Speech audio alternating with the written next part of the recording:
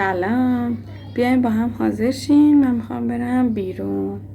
برسم میزنیم.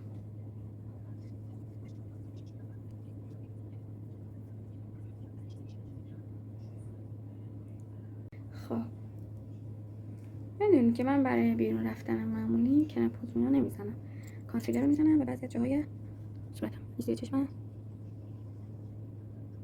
اینجا اینجا خاله شما. خب بعد اینا رو با بیوتی بلندر بلندش میکنم.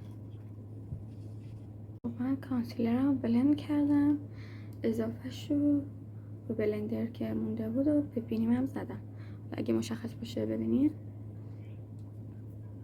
خب کانتور شرط بزنیم این دیگه شما ببینید یا مشکل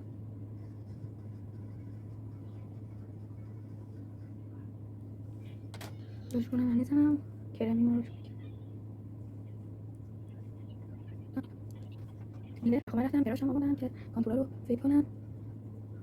زیاد وقت ندارم تا زود بگم کنم.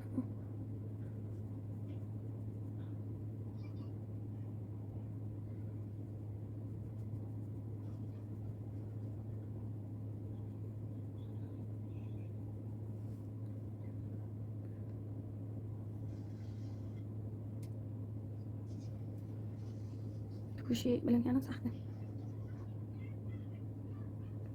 ولی من به خاطر شماها انجام میدم. قشنگ ببینیم و یاد بگیرید.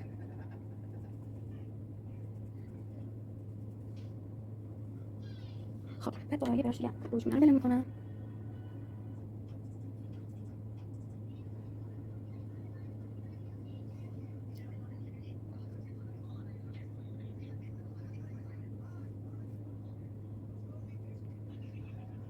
خب بعد با بیوتی بلندر این خط و مرزا رو میبینیم اینجاها، اینا رو با جای تمیز بلندر مثلا اینجا بلند میکنیم که این مرزا بره.